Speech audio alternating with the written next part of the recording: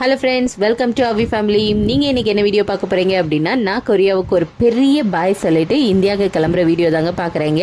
S, நான் கொரியாவிலேருந்து India கிளம்பிட்டு என்னோட பாப்பாவை கூட்டிகிட்டு நிறைய ரீசன் இருக்குது. ஒரு ரீசன் பார்த்தீங்க அப்படின்னா வி ஆர் ப்ரெக்னென்ட். எஸ், இந்த வீடியோ வந்து பார்த்தீங்க அப்படின்னா நான் February 2024 எடுத்தது. என்னடா 1 year ஆயிடுச்சின்னு பார்க்குறீங்களா? ஆமாங்க, என்னோட ப்ரெக்னென்சியில் நிறைய கொஞ்சம் காம்ப்ளிகேஷன் இருந்தது, ஹெல்த் இஷ்யூஸ் இருந்ததுனால என்னால் எந்த வீடியோவும் அப்லோட் பண்ண முடியலை. ஸோ நான் வந்து ஒரு நல்ல பெரிய பிரேக் எடுத்துக்கிட்டேன்.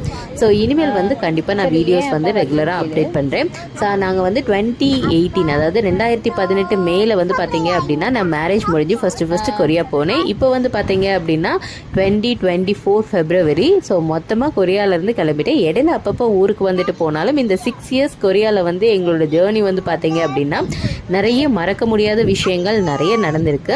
ஸோ கொரியாவிலேருந்து கிளம்புறது ஒரு கஷ்டமான விஷயமா இருந்தாலுமே நாங்கள் ஃப்யூச்சரை பற்றி பார்க்கும்போது கண்டிப்பாக நம்ம இந்தியா வந்து தான் ஆகணும். என்ன இருந்தாலும் நம்ம ஊருக்கு வந்து தாங்க ஆகணும். ஸோ அதனால் நானும் பாப்பாவும் கிளம்பிட்டோம். ஸோ நாங்கள் வந்து கொஞ்ச நாள்லேயே என் ஹஸ்பண்டுமே வந்து பார்த்தீங்க அப்படின்னா இந்தியா வந்துட்டாங்க. ஸோ நாங்கள் இப்போ எல்லாருமே இந்தியாவில் தான் இருக்கோம். ஸோ லாஸ்ட் இயர் அதாவது April 2, 2024 வந்து எனக்கு செகண்ட் பேபி நல்லபடியாக பிறந்துருச்சு. ஸோ செகண்ட் பேபி பிறந்து 1 year ஆக போகுது இந்த April 2 வந்தால். ஸோ இன்னும் ஒரு 2-3 days தான் இருக்குது. வித்தின் அ வீக் செகண்ட் பேபிக்கும் ஃபர்ஸ்ட் இயர் ஆக போகுது.